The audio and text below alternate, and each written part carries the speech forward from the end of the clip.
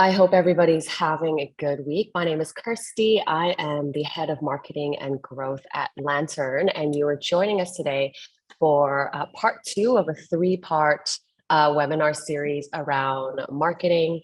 Today's topic is around brand storytelling for B2B. I mean, this topic is something that I kind of hold very dear to my heart. I've been working on branding for a really long time now. I don't want to give away my age, but it's been a long time. And having been in the industry for so long, I've just kind of seen the act of telling a narrative for brands change, and how businesses have adapted their kind of brand strategy according to social media trends, trends in marketing. So today we're going to discuss specifically some brand storytelling strategies for B2B companies. I think most of us, when we think about telling a story, it's more common for B2C consumer brands or consumer products. But today we're going to take a very B2B focused take on it. So without further ado, I'd like to introduce JD and Neil to just give a little bit of intro to themselves, and then we'll get started. JD, can you start, please? Hi. Good morning, everybody. Thanks for joining us. My name is JD Chua. I am a filmmaker, and I have been directing features and web series for broadcasters. I have done TVCs for agencies, and I have been doing it for far too long. And now I'm situated in Click-to-View. Over to you, Neil. Great, thanks, JD. Good morning, everyone. My name is Neil Moore. I run a very small, little tiny content and communications firm called Mooresville Media. And actually, I'm not sure if Kirsty or JD know this, but I was the original co-founder of Click-to-View. Actually, I sold out in 2017, but Simon does a better job than me running it now. So Click-to-View, when I left, was creating incredible content for its huge roster of clients. But I sort of felt that the creation was becoming almost too easy with the digital tools available, and people were creating masses and masses and masses of stuff, but it wasn't necessarily all being impactful and effective. So I guess I went off to then maybe work on that problem a little bit. And now I do more of the sort of consultative advisory end of what stories should we be telling, and how, and who should we be working with to tell them, and where should we put them, and how do we know if they're working? So that's kind of what I do now. And we still work together with Click-to-View. We have some shared clients that we work on together still. So it's all a very happy partnership. Thank you, Neil. So today's format of the webinar, we'll start with a presentation. So JD's prepared a presentation for us, and then we'll kind of move into some discussion questions. And then for the audience, if at any time you guys have any questions you want to throw at us, please enter in the Q&A section below. You can just enter it in, and at the end, we'll just block off some time to answer any questions that the audience has. So without further ado, over to you, JD. All right, thank you. So let me bring it up. Everyone can see this, right? Okay, so I must admit, I put this together in emotionally, right? Because I have a lot of rant and complaints that I want to let out. So I think it'd be good that that I can share with you on my observation, right? Okay, so brand storytelling. First, a disclaimer. Storytelling is constantly evolving and highly subjective. So I must stress that whatever I say today may not apply in the future. So for example, blow in her face and she'll follow you anywhere. This today will get you canceled, but it worked in the past. All right, as to continue. This is my observation, my opinions of me. Please take it with a pinch of salt. And of course, I do encourage you to think about what I said and maybe come up with your own conclusions. So any disses or feelings hurt, I greatly regret it. And if you have any complaints, please go to click2view.asia and then send your complaints there. And if you can, sign up for our newsletter. Right. So some German professors said this, right? 95 of our purchasing decisions is subconscious. Well, I mean, to make it easier, to make it in a layman term, whatever decisions we make, most of the time is based on emotions, right? So when we do a brand storytelling, we need to consider what kind of emotions that we want from our target audience. So from this presentation, I'll give you the layout. We'll talk about the function of the brand or the function of the film that you want to make. Is it informative or is it emotive? Or is it emotive? We'll talk about the security and confidence of the brand. And something I like to share, something I discovered recently, flash fiction. So the function of the ads, first I'll show you two examples, right? So one from UOB. Let's sit back and enjoy this. Hopefully you guys can hear the sound.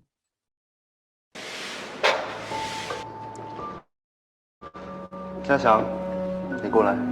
哦，这个花瓶十分珍贵，万一摔破了就无法替代。你要答应我，不会去碰它。知道了。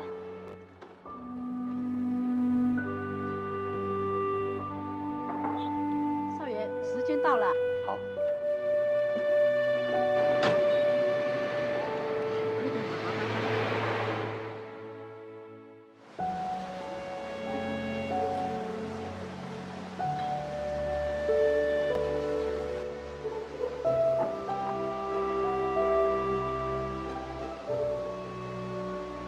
点心好啦。进来。你不是答应过我，你不会碰这个花瓶的吗？是。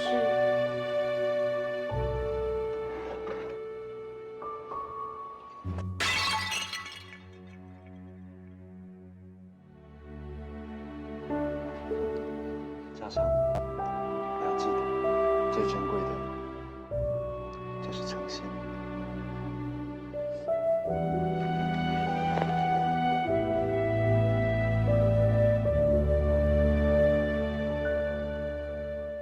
Okay, very cool and fuzzy feelings. So I want you to stop now and ask yourself, how are you feeling and how do you feel about this ad, right? So here's my observation. I think that it is about trust. It is about banks handling something of value, and trust is so sacred that it shouldn't be broken, right? And after a while watching it, and I start to remove my emotions and start to see it objectively, it is actually, let us handle your money, right? So now ask yourself, maybe a few seconds have passed, you are more objective now, hopefully, and start to think to yourself the difference between when you first watch it and how do you feel now, right? And did your emotions overrun your sense of logic and say like, okay, maybe this bank is worth looking at? And then now maybe we have had the experience before we purchase something or go into like for this example, go to a bank, we're like, well, having second thoughts, maybe not, right? So this is something that I would like everybody to pay attention to. Next, I'm going to show you one more, right? I personally love this one. So when it comes to emotions, it doesn't have to be something that's drama. It can be something that is fun and exciting. So this is another one.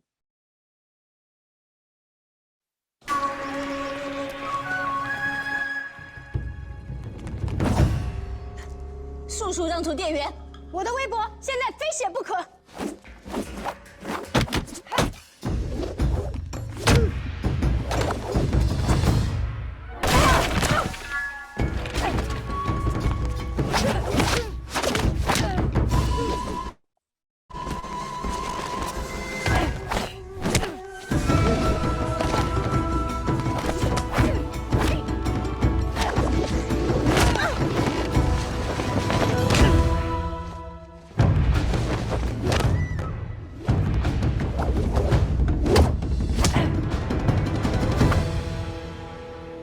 I still got hours of battery life. It's an ultrabook. You bring great shame upon this coffee hut. With a long-lasting Ultrabook, everything else seems old-fashioned. Okay, so Ultrabook, inspired by Intel. I hope you guys have fun in that. Okay, so I discovered this while working at Razer, and they were talking about like, hey, you know, this laptop is targeted towards gamers or the youth, or simply because a lady say, you know, I need to post my blog. It emphasized on mobility, that you can constantly use energy and don't have to worry about power. And this maybe is because I'm reading too much into it. It used shaming tactic, right? You bring great shame to this coffee hut. Yeah, so it's something that you need to consider, like watching it, subtle cues like that might stir your emotions. So in terms of the function of the ad or film that you have, you need to ask yourself, oh, sorry, I actually have one more. My bad. Let me backtrack. So this is something I discovered during my trip in the US, and it is a bad example, according to me.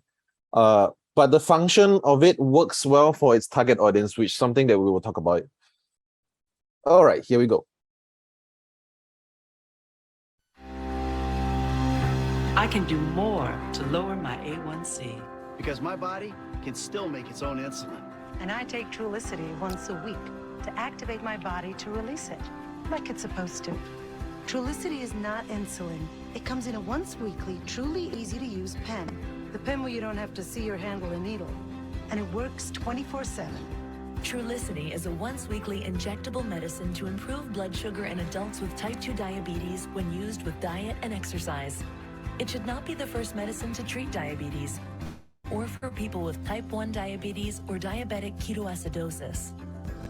Do not take Trulicity if you have a personal or family history of medullary thyroid cancer, if you have multiple endocrine neoplasia syndrome type 2, or if you're allergic to Trulicity. Stop Trulicity and call your doctor right away if you have a lump or swelling in your neck, severe stomach pain, or symptoms like itching, rash, or trouble breathing. Serious side effects may include pancreatitis. Taking Trulicity with a sulfonylurea or insulin increases your risk for low blood sugar. Common side effects include nausea, diarrhea, vomiting, decreased appetite, and indigestion. Some side effects can lead to dehydration, which may worsen kidney problems. To help lower my A1C, I choose Trulicity to activate my within. Ask your doctor if once-weekly Trulicity is right for you. Okay, so I must stress that I'm at the age where I don't did it yet. I'm not sure if it worked well for some of our audience. Do consider that how are you feeling now? Are you bored? Are you like, oh, information overload? Speaking from my point of view, I think it targets the older audience who are probably have nothing to do, and retirees and all that. This ad is mostly fact-based, or they try to impress you by giving you so much information, and then you're like, okay, maybe I did this. And, I do feel that it is for retirees hypnotized by TV, right? Again, any feelings hurt is greatly regrettable. So,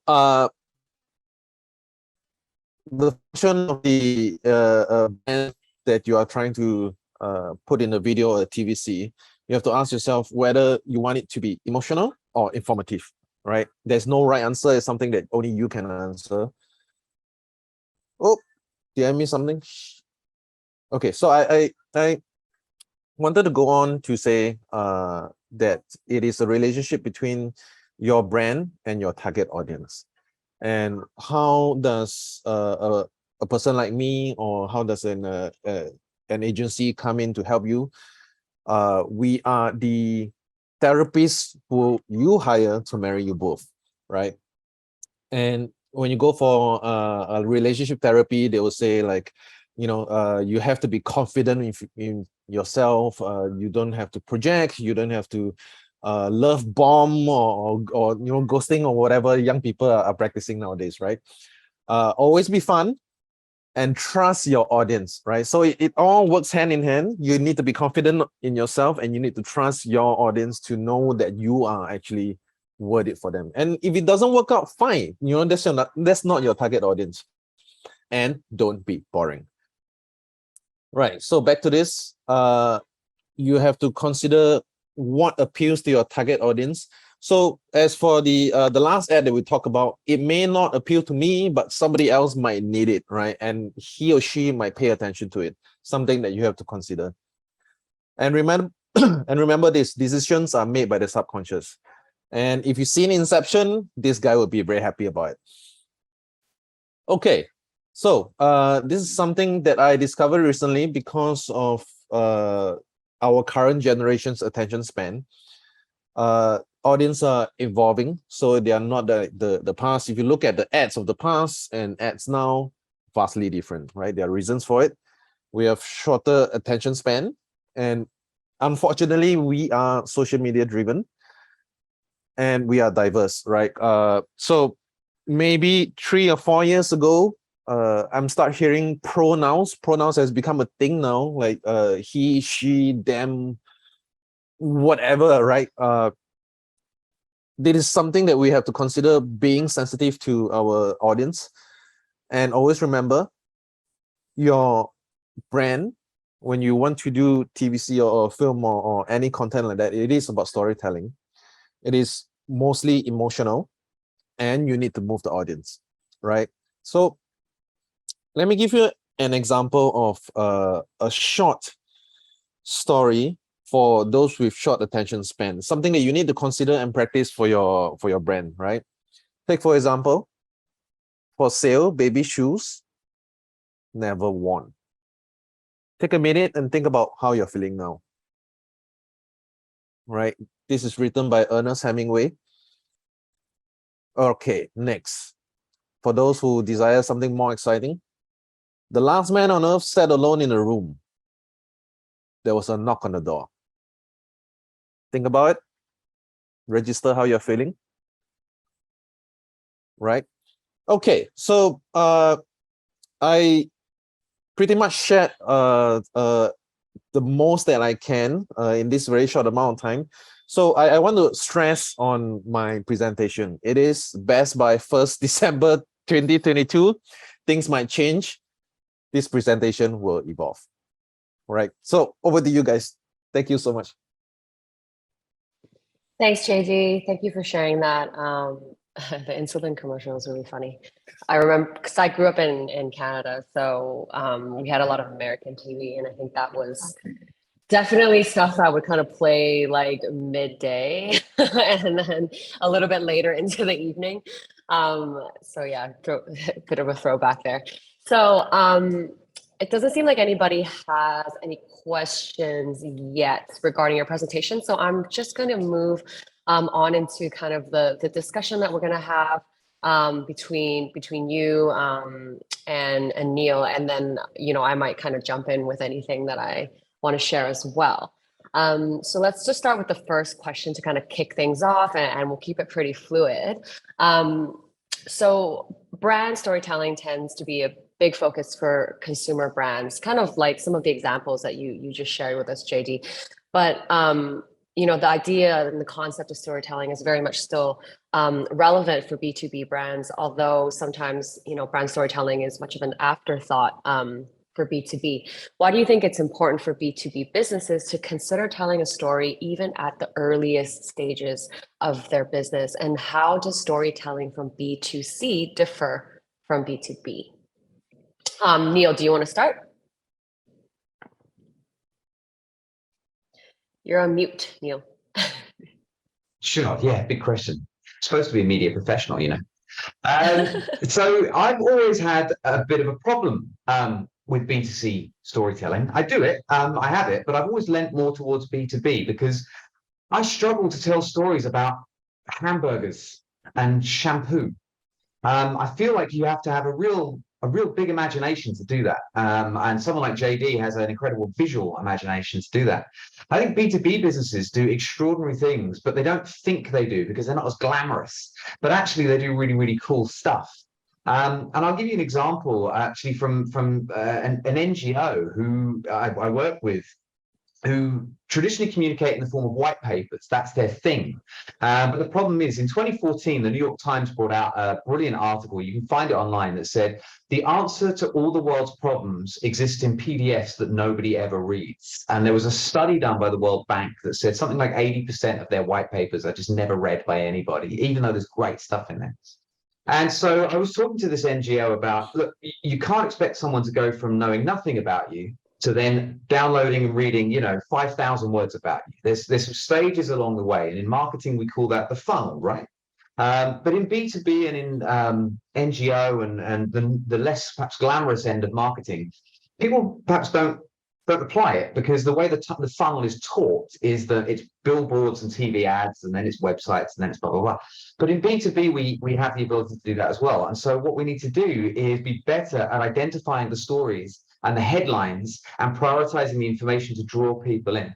So this particular white paper, buried way, way, way down in it, it was about irrigation systems in India. I mean, it was dry as anything. But buried way down in there was a story about how the irrigation system that was put in by this NGO helped save 7 million children from arsenic poison wells. Now, in journalistic terms, we call this burying the lead. This is an incredibly emotive, JD's point, emotive story. It's going to bring you in. Now, it might not tell you everything you need to know up front about irrigation. That's what they're ultimately trying to sell you, is an irrigation solution. But to draw people in, to get that emotional connection, to stand out from everything else that's on your desk and on your desktop, to achieve what Facebook calls thumb-stopping content, you need those headlines. You need those emotive stories to draw people in. So we said, look, you promote this white paper, starting with that incredibly emotional human story, and you draw people in. The moral of the story here is that I think there are great stories buried within B2B businesses that they need to go and find and dig out and share.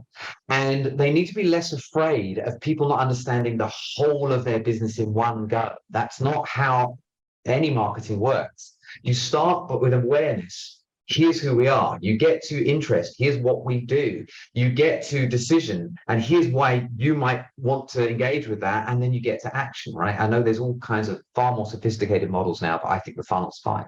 B2B companies can do this as well. And I think the B2B marketers I talk to are so afraid that you're going to miss something and there's something you're not going to understand about their business. They try and tell you everything in one go, and it's overwhelming and it's boring.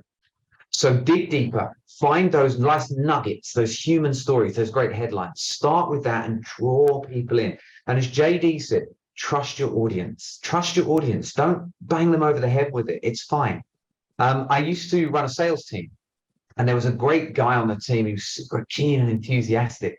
And he had this idea that when he cold called, this was a few years ago now, but when he cold called people, like he had to get everything out. The entire pitch had to get out in one go. And if you picked up the phone to this guy, he was relentless. He was not going to let you go.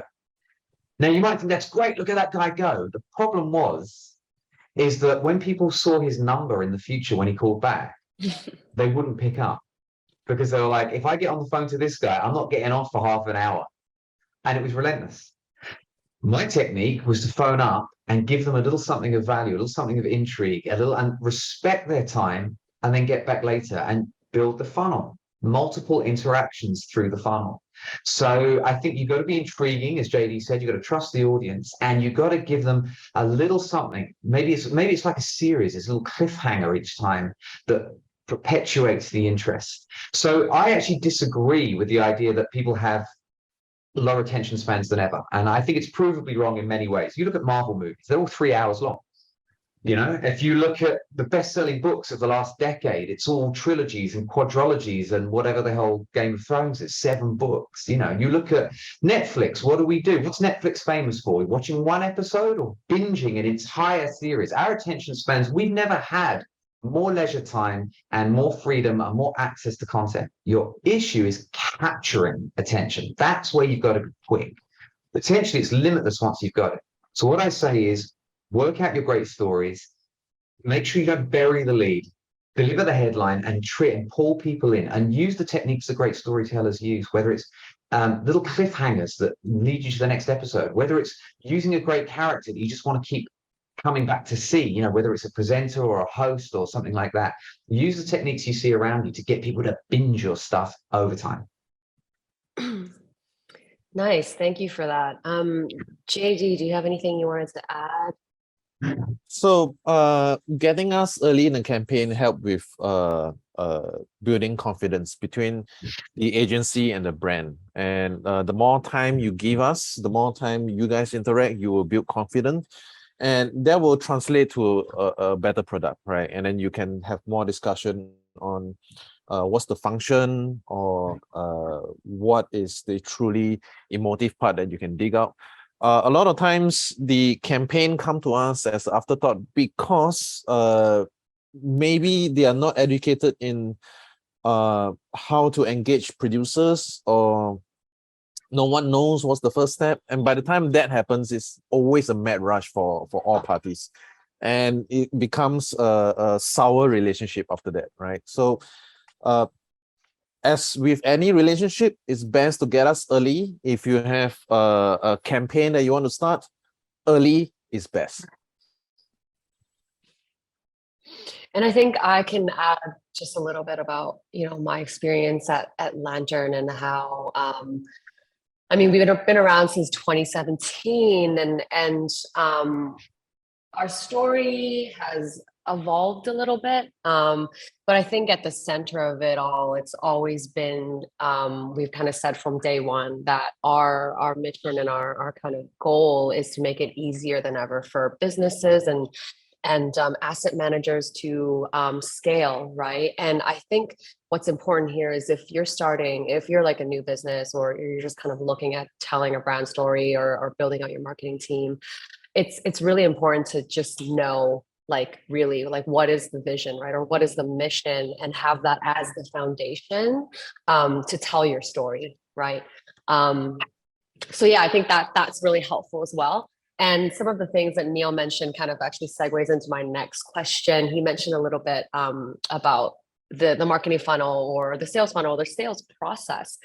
So my next question is, you know, ultimately for marketers, they're running initiatives to make a direct impact on revenue, right? So how do you think crafting a good brand story can kind of impact the sales process, and at what part of the funnel should certain things kind of happen? So for example, with Lanturn, we use kind of testimonial videos and stories from our clients when we sent a quotation, and you know, they're kind of at the decision making stage, and they need a little bit of an extra push. So that's where we put in kind of some of our clients to kind of seal the deal for us. So do you guys have an experience around at what part of the sales funnel is it important for certain types of content and certain types of storytelling? JD, do you want to start? Okay, so when a project comes to me, I always write down their through line, and I put it on a post-it note and stick it on the top of my monitor, and I always use that to remind myself. And this is quite funny, actually. There are some clients who actually forgets that, and it is my job sometimes to remind them, hey, this is what you want. In terms of what stage to use what, I always use something that is more something that relates to them emotionally. So that is always a hack that I always use. I'm not sure if Neil go through the same process. Yeah. Teeth in, Neil. So I think your brand story is one story. That's the story that sits at the top over everything, right? That's your big film, your big tentpole film. What you need in the sales funnel is you need multiple stories. So you know your big brand story, that's your awareness piece. That lets people know who you are, draws them in. At the next level, what you need is maybe your product stories. So not what the product is, but how it benefits you, or who it's benefited. Now, they don't necessarily have to be films. They can be stories that you gather from your customer base that you arm your sales people with. But I got to know how the product is working in real life. Then you have your user-generated content, you know, your Amazon reviews, if you're going to go consumer, where other people, your testimonials, your case studies. That's a type of story. A case study has a classic story structure. It starts with a problem, then you apply a solution, and then you get a result. You know, that's a classic 3-act story. So I think down your sales funnel, there's multiple stories to tell. Your big brand story is your kind of why us? Why would you come with us? Your product stories are what we do and how it benefits you. Your user generated stuff, your testimonials or case studies are all stories that help convince at the decision level to do it. And then at the action level, I mean, that's just closing. That's that in a B2B, that's just great sales. But I think in the top three segments of the funnel, from awareness through interest through decision, there are multiple types of stories, and they can be told in multiple formats. So it might be film, it might be PDFs, it might be a presentation deck.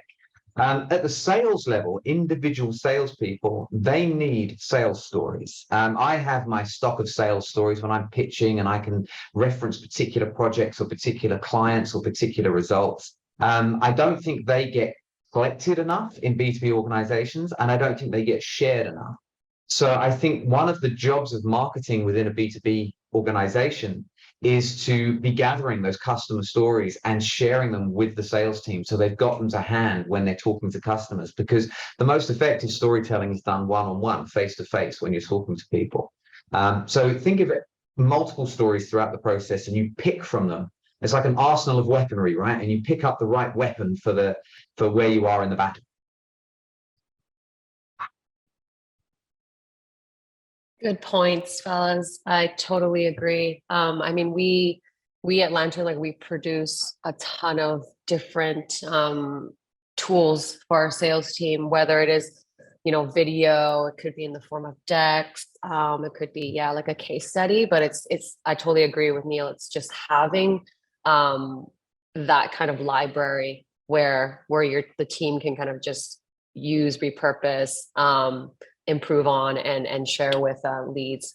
So that's definitely super important. Kirsty, I've got a question for you, which is, Yeah. you can build that. I know a lot of frustrated marketers who build that library and then their salespeople don't use it. So how do you incentivize your sales team to use this material that you're producing for them, putting huge effort into, and sometimes they just forget it? I mean, I've prepared beautiful sales decks before for sales teams. And then you go along with them to a meeting and you go, what the hell is that on the screen? Where did you get that from? And they're making their own stuff. So how do you do that? I mean, it's definitely, sometimes I'm like, oh, you guys are using this deck from like 3 years ago. Did you know we have this updated one with like the new logo? And they're like, oh no, I didn't. Yeah. I think it's actually just having, so I communicate very closely with our head of sales, and we maintain a very good kind of communication channel. And I think that's really helped. Like, I can't possibly go to everybody at the sales team and kind of make sure that they use everything that we create. But if I'm communicating with kind of the team lead, I think that really, really helps. And I also, like, because we're, like I said, under a growth function as well, I'm very much involved in some of our outbound strategies. And so I actually kind of go through some of the things that we're writing and some of the things that we're sending out to leads. And then I actually go in and insert content myself. Nice. I mean, I guess I just take matters into my own hands now. You're an activist marketer. That's great. Exactly. So it's like that, unfortunately, that's got to be the case, but it is about just finding how you can have a very clear communication channel with the sales team, whether it is just kind of a one-on-one with the team leads, or there's like a group catch up. There's the format is usually different for every company, but I do find that there needs to be some sort of like communication flow between the two teams. Yeah, agree. Yeah, great question. So my next question is actually more about how do you build an authentic narrative? So I think, we can get so caught up with storytelling and building a story that was like, okay, well, maybe this is what our audience wants to hear, right? But is that necessarily an authentic representation of your brand, what your brand is about? So do you guys have any advice on how you can create a convincing but still very authentic narrative for a B2B business? Neil, do you want to start first? I think JD's perspective will be very interesting, particularly with the filmmaking, because filmmaking is pretend, right? You're making things up. You put makeup and lights on people. So how do you make something fake feel real? How do you get people to buy into, Lord of the Rings, 9 hours? I followed these hobbits across a fake land, and yet I was totally bought into it. I was there. So there was some sort of authenticity in the performances, even though it was completely made up thing. So I want JD's perspective on that. But one thing I would say is, as I say in a lot of the sort of trainings and workshops I do, the biggest enemy that marketers have is not money. They often think it's money and budget. And JD's sitting there going, I want my brick truck and my lights, and then I get it. But there's times when you have money, there's times when you don't have money. There's, companies that spend more on marketing, companies that spend less. The issue is time. And actually, the less money you've got, the more time you need to come up with a smart, intelligent, creative solution to your issues. And the reason I say time is the enemy is I recently completed, so we did a complete, built the brand, the content, the messaging, the everything for a new climate fund that actually launched yesterday, although I haven't got permission to talk about it. They launched yesterday. And they wanted to make the sort of the explainer film of what they do. Great. And I said to them, well, I'm going to want all of you in a studio for 8 hours. And the CEO said, impossible. It can't be done. No, I'm far, too important. My time is too valuable. Can't do it.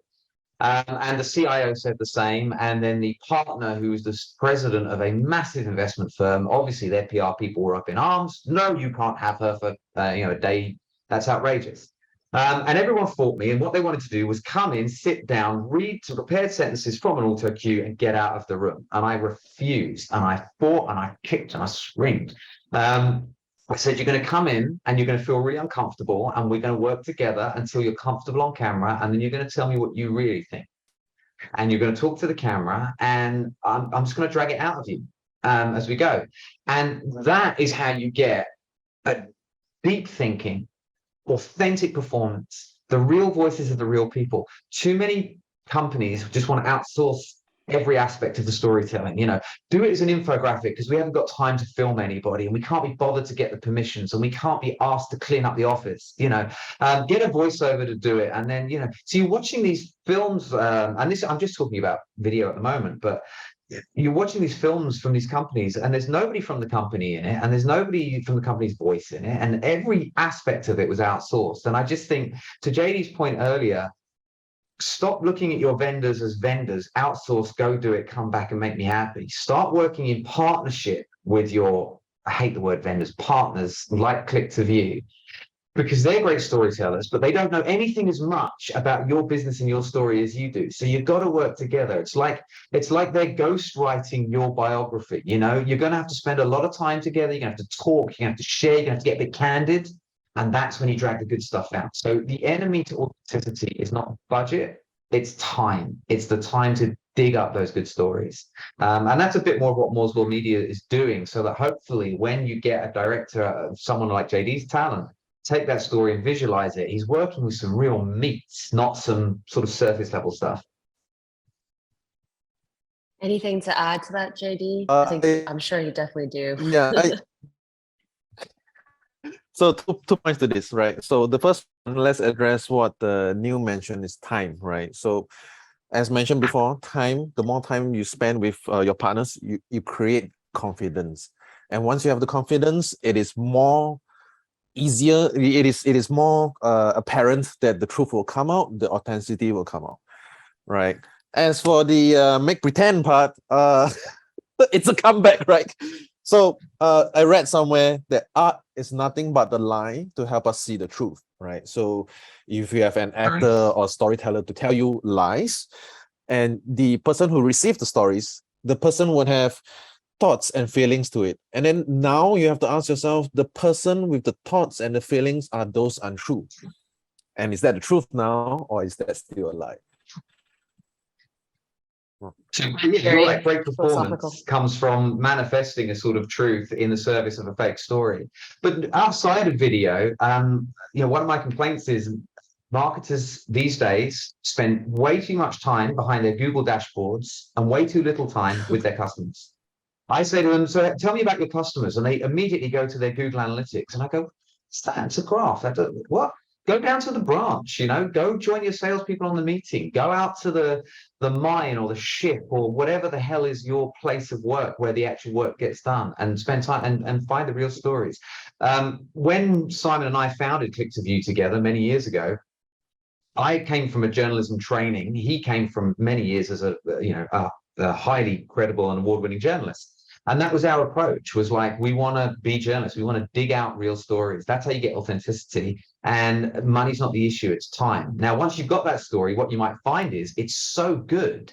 It's so unexpected. It's so amazing that suddenly you go, this deserves a budget to tell this really, really, really well. What I don't like is when budget is thrown at something because there is no meat, there is no story, and we're trying to cover up the gaps with special effects or celebrities or whatever. So journalistic attitude, dig out those stories, spend more time with customers, spend more time in the sales room, time, and you'll find there are stories everywhere, absolutely everywhere.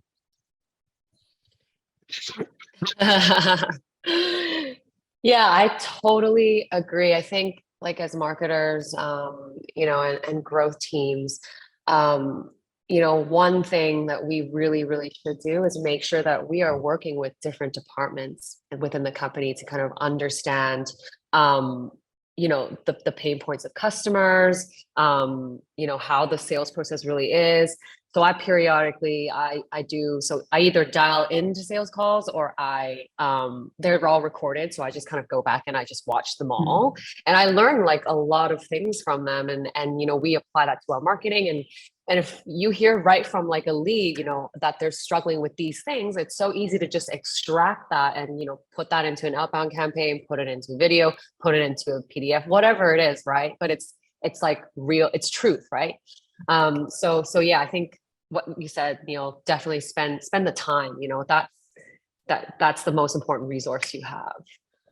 We have some questions, by the way, in the Q&A. I don't know if you spotted them. Yeah, no, I have. We will answer them at the end because we're actually like we just have a few more questions, and then we can kind of go into them. I think this question was actually from somebody who submitted it before the webinar, so I kind of wanted to address that. So getting internal buy-in for your brand story is just as important as pushing the narrative to your external audiences, right? And it can definitely be used as a tool to bring in talent. Do you guys have any insight on how brands have used their story to attract potential employees and kind of use that for recruiting as well? I do. JD, anybody want to take the platform? I'm not sure if anybody have seen the recruitment ads from Google. I think the same rules applies. Like if you can excite them and make it I wouldn't say more on the drama emotional side, but they are more on the hey, we're fun, we are exciting, join us. I think we just have to reverse the mindset. Sorry, what I'm talking about is it's usually we do brand storytelling to customers, right? So you can revert that to something else, like insert your own co-workers, insert your own potential hirers or companies. That your target audience is something that is malleable, that can change.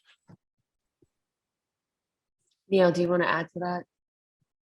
Yeah, so I think storytelling is part of it. I think you can tell a great story about your company. What are the stories that motivate people to work for you? Well, having a cool brand is one reason.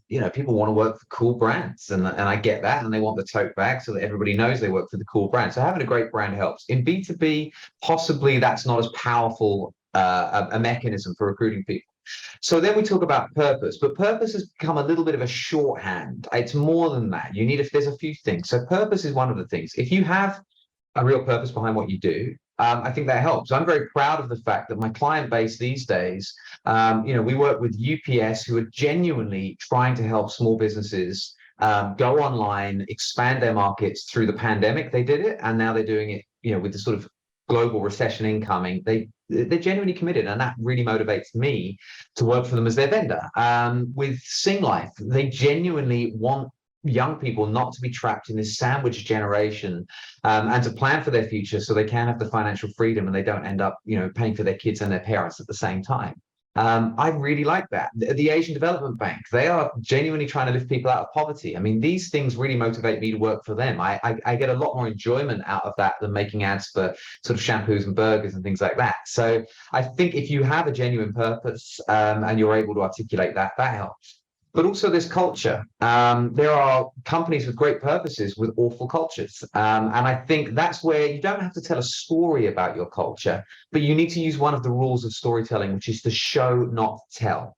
Too many people talk about, oh, you know, our pillars are diversity and innovation. And, you know, they have all these pillars and they're in the financial report and they're painted on the wall in reception. But are they enacted upon within the company? And in most cases, absolutely not.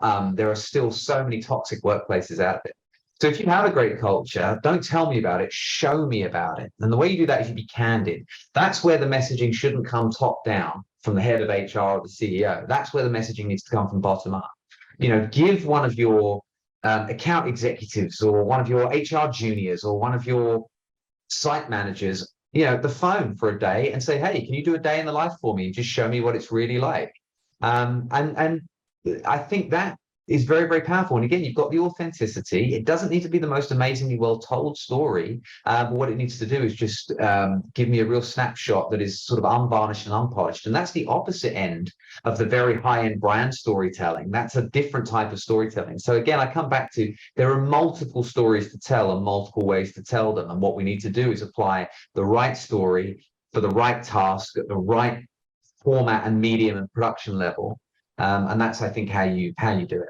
We did it very successfully with Click to View years ago with MediaCorp. You know, we did it through Instagram and had a very successful campaign trying to showcase their culture in their new building, but they modernized massively. So yeah, there's lots of ways to do it.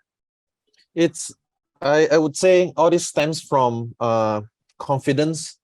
And the more confident you are, there's a lesser need to hammer down facts and informative and graphics and all that. Yeah. I really encourage brands to be more confident of themselves and present themselves accordingly. Definitely. So we're going to move into our Q&A. We have two questions.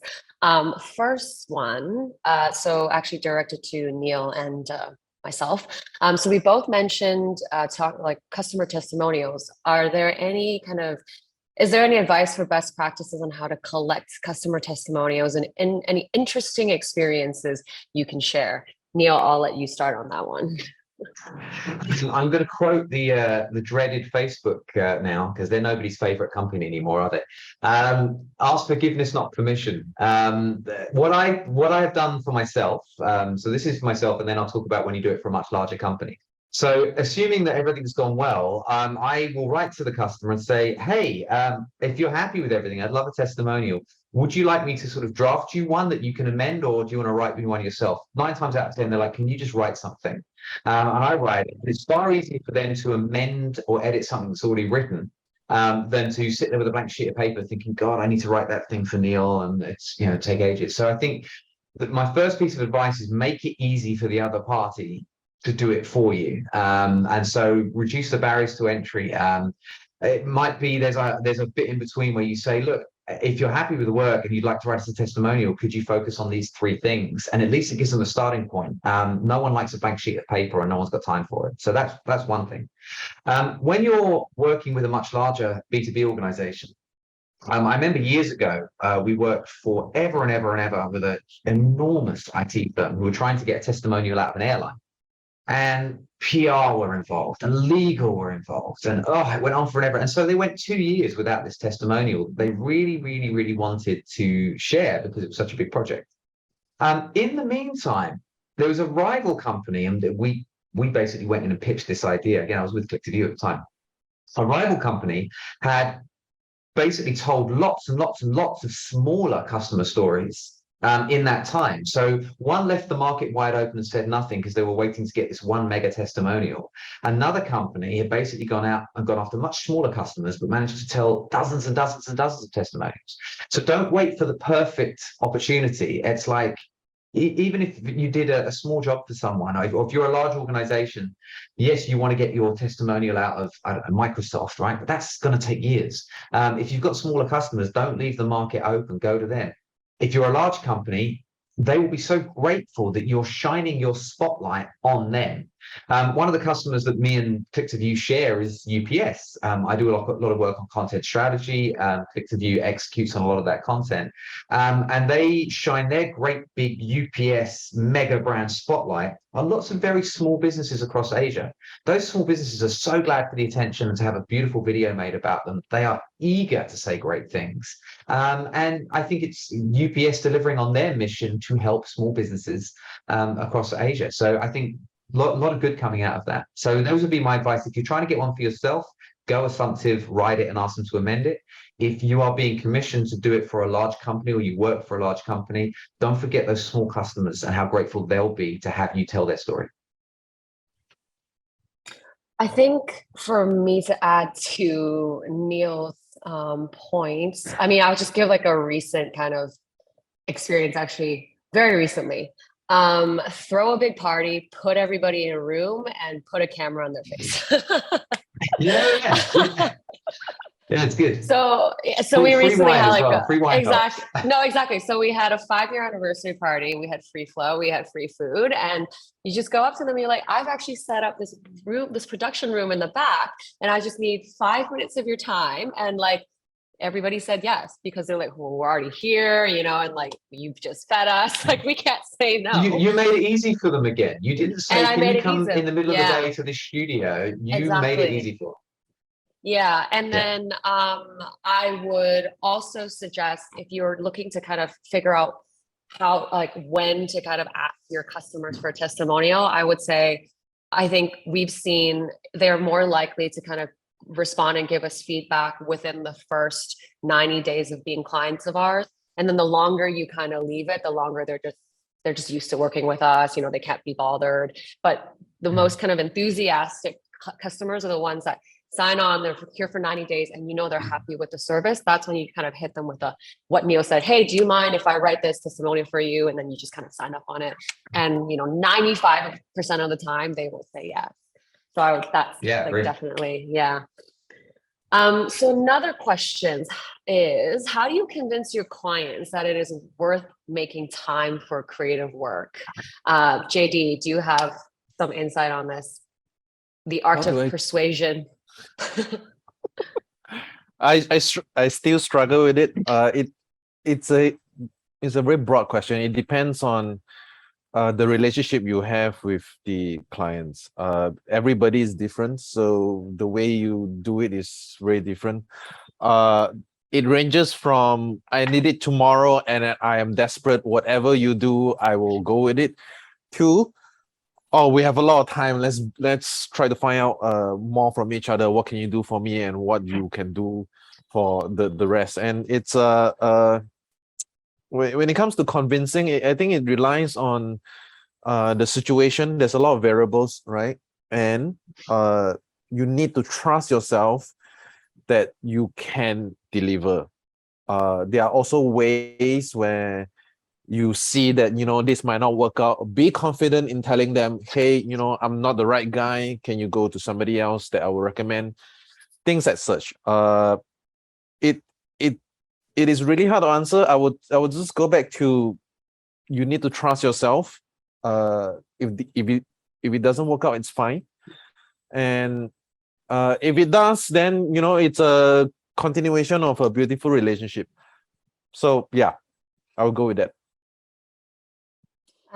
Neil, anything quick to add? We do have 2 more questions and we're kind of short on time. So the quick answer is number one, clients shouldn't be outsourcing all creativity. Your agencies, your vendors don't know your company as well as you do. What they know is what's happening in the world of creative and art and film and all that. So you need to bring the 2 things together. So it's not a completely outsourced thing, and nor should it be. Marketing used to be where the creative people went. That's why they don't work in HR and they don't work in accounting. So you are a creative person. Get out from behind your spreadsheets and remember why you became a marketer in the first place, because it's the most creative department in the office, essentially. That's number one. Number 2 is people value things that cost money.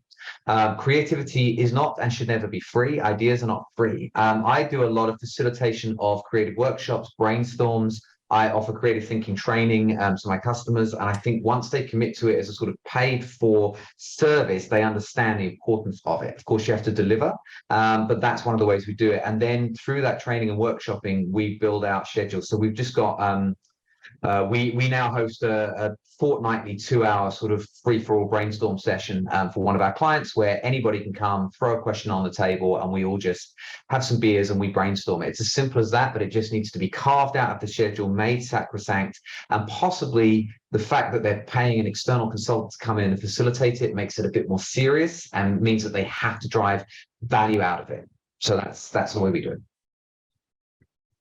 And speaking of beers, we have a question from our audience. He said, Raj said it's great that we're talking about authenticity. And do we think that it's important in the B2B space to block time off to have a beer with a customer or to kind of dig stories? Do you think that's important? And one way, is it possible to embed story hunts within the customer journey? Yeah, so is it important to have beers, and how do we story hunt within the customer journey? Yes, important to have beers. I think the most important underlying thing is in this business, it's not about what you know, it's who you know. So get out there. Don't see it as network, see it as build relationships. I think that is the most important through line that anybody should have, is building relationships. As an Englishman, yes, beer is very, very important. But you, Kirsty, have already alluded to parts of the process. So when you train as a journalist, one of the first things they tell you is that once you start looking for stories, you'll find them everywhere. And there's a great old story that says, when an average person walks down the street and sees a broken window, they ignore it. When a journalist walks down the street and sees a broken window, they wonder, is it a crack den? Is there a crime wave? Is there a problem with the maintenance in the city? Is this the start of a larger corruption issue?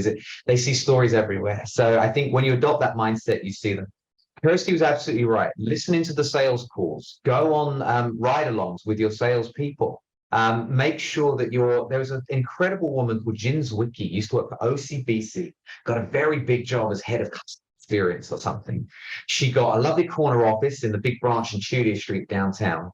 And she went to IKEA and she bought a coffee machine, a coffee table, a TV, and a couple of sofas.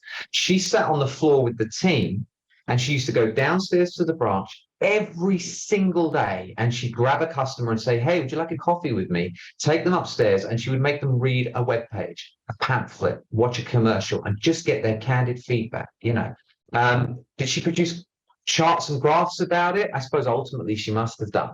But what it did is just make sure she never lost touch with the customer. So I think there are multiple ways of embedding the process. Some people are beer people. One of the things I discovered when I first arrived in Singapore 15 years ago is that in Singapore, not everybody is a beer person the way they are in London.